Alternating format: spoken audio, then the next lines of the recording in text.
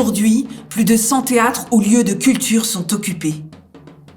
Un grand mouvement national existe, dont la revendication première est l'annulation de la réforme de l'assurance chômage qui entrera en vigueur le 1er juillet 2021.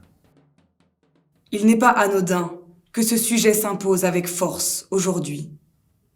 En effet, le rôle fondamental de l'assurance chômage comme indispensable amortisseur social reste essentiel.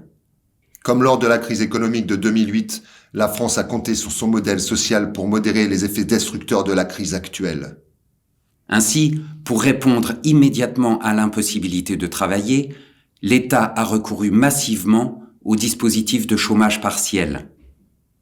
Cette solution indispensable et vitale étant cependant réservée aux salariés, les chômeurs et les plus précaires de tout secteur en sont exclus.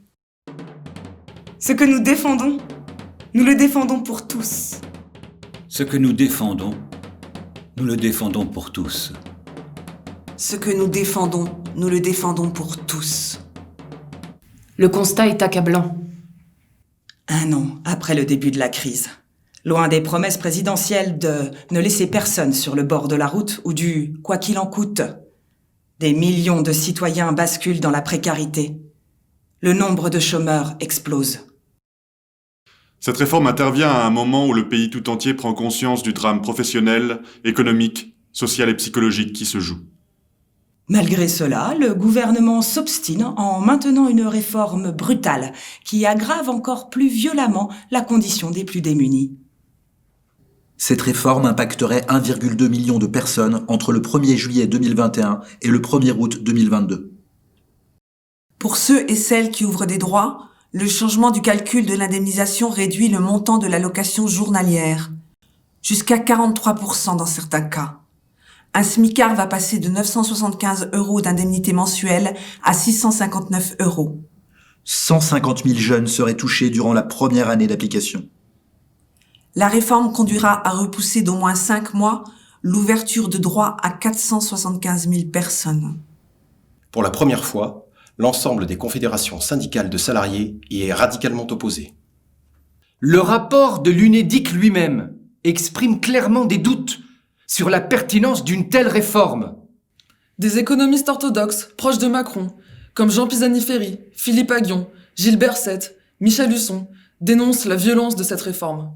L'appliquer aujourd'hui, c'est risquer de pénaliser des précaires à la lisière du marché du travail qui ont été déjà durement frappés par le choc Covid. Ce que nous défendons. Nous le défendons pour tous.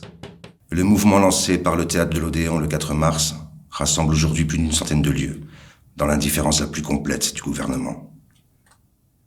Cette réforme révèle plusieurs choses. L'absolue détermination d'un président autoritaire et sourd à toute contradiction. Un mépris inadmissible pour les revendications exprimées par beaucoup depuis des semaines. La volonté claire de mettre fin au système de solidarité de la santé et du chômage. La préoccupation strictement économique de l'État au détriment des préoccupations sociales avec un objectif de 3,5 milliards d'économies en 3 ans imposé à l'UNEDIC. Ce que nous défendons. Nous le défendons pour tous. Depuis des jours, dans tous les lieux occupés de France, nous rencontrons des étudiants, des professionnels de la culture, des intermittents de l'emploi, des vacataires, des saisonniers, des intérimaires, des chômeurs. Si les situations de chacun sont diverses, toutes témoignent d'une seule chose. La précarité est l'urgence sociale absolue. Il est inconcevable de se résigner à subir les effets désastreux et annoncés d'une telle réforme. Nous exhortons les responsables politiques, les syndicats, les associations, les médias et les citoyens à s'emparer fermement de ce combat qui nous concerne tous. Hissons-nous à la hauteur des enjeux. La crise que nous traversons est extraordinaire. Sachons profiter de ce moment pour recréer l'élan qui a vu un temps notre système social s'inventer et se réaliser sur les bases de la solidarité. Imposons ensemble une nouvelle assurance chômage et une nouvelle sécurité sociale globale, solidaire et ambitieuse qui retrouverait son sens initial. Permettre à tous de vivre décemment et avec dignité. Notre modèle social est un enjeu trop essentiel.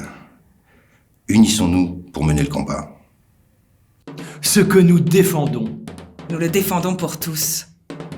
Ce que nous défendons, nous le défendons pour tous.